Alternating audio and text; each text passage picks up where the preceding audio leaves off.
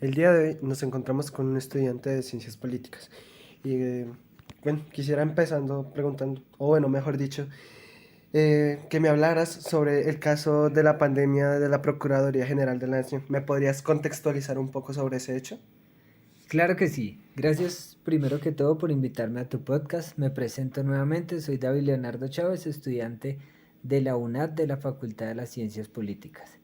Para contextualizarte un poco del caso, dentro del marco de una pandemia que afecta gravemente el funcionamiento normal de nuestro Estado, el presidente de la República, en específico de nuestro país Colombia, ha declarado un estado de emergencia económica, social y ecológica. Esto con el fin de poder adoptar diferentes medidas que son urgentes para poder proteger la salud pública y garantizar la constitucionalidad y la continuidad institucional. Pero quiero contextualizarte que dentro de las decisiones adoptadas, el Poder Ejecutivo expidió un decreto en el cual, por orden legislativa, se le asignó temporalmente a la Procuraduría General de la Nación diferentes funciones relacionadas con procesos de adopción de los niños, niñas y adolescentes, lo cual es una medida que se justifica bajo una suspensión parcial de la actividad judicial y en la necesidad de evitar retrasos en decisiones que afectan a los menores de edad. Sin embargo, yo noto que esta decisión genera importantes cuestionamientos constitucionales debido a que altera de manera directa las órdenes de un juez natural y modifica de manera directa y constitucional las competencias propias de la rama judicial, lo cual afecta las garantías de los derechos fundamentales y las garantías de un debido proceso. Ok, me hablaste sobre que la parte ejecutiva expidió un documento. ¿Me podrías hablar sobre el estado de expedición y qué tipo de normas tiene? Claro que sí. El caso corresponde a un estado de emergencia social, económica y ecológica, el cual lo podemos encontrar en el artículo 215 de la Constitución Política. Dentro de este nos habla de que un estado de excepción puede declararse cuando sobrevengan hechos extraordinarios que perturben gravemente el orden económico, el orden social o el orden ecológico. Es por eso que dentro del tema de una pandemia se constituye uno de los ejemplos más claros y más representativos de este tipo de situaciones, debido a que su impacto nos afecta de manera directa a nuestro sistema de salud, al sistema de la economía, al funcionamiento y a la estabilidad social. ¿Y cuál es el tipo de norma que se expidió por el Ejecutivo? Claro que sí, la norma expedida es un decreto legislativo.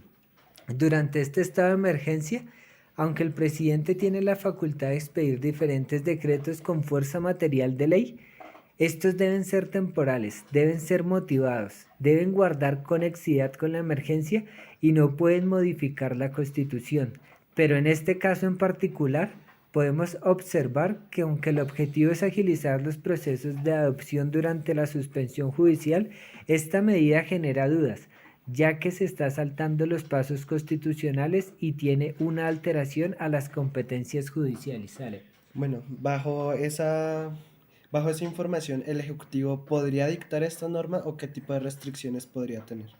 El Ejecutivo sí posee facultades extraordinarias para legislar durante el estado de emergencia, pero dichas competencias deben ser limitadas. Es por eso que la Corte Constitucional ha señalado reiteradamente que se debe respetar el debido proceso, se debe respetar el juez natural y la separación de poderes, lo cual en este momento observamos que se está violando.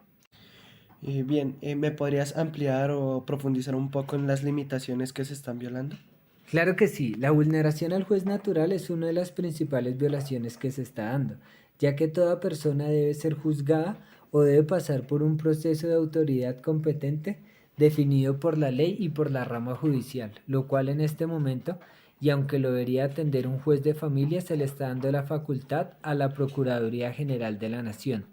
El otro tema que te hablaba es una afectación al debido proceso, ya que la adopción es un procedimiento altamente sensible y que involucra de manera directa los derechos fundamentales y más aún la defensa de los derechos de un menor de edad.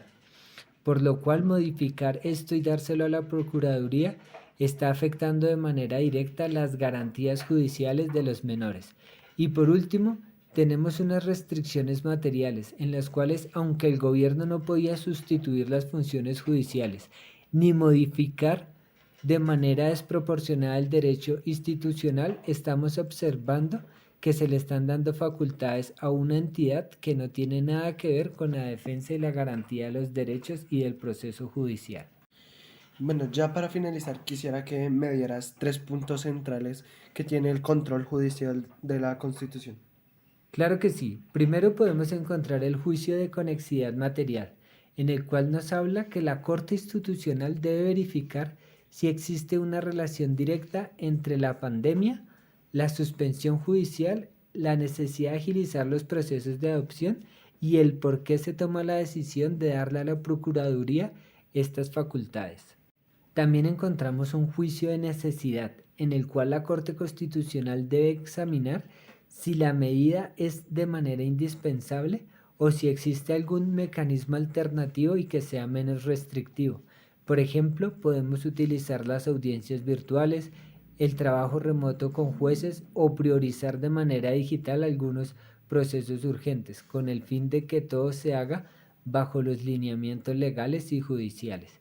Y por último tenemos un juicio de proporcionalidad, en el cual la Corte debe estudiar si los beneficios de esta medida realmente justifican unas restricciones impuestas a los principios constitucionales, es decir, si de esta manera sí se están violando las restricciones al juez natural, a la estructura judicial y al debido proceso, lo cual puede terminar en que la Corte declare de manera inasequible el decreto porque está vulnerando las garantías esenciales del Estado Social de Derecho.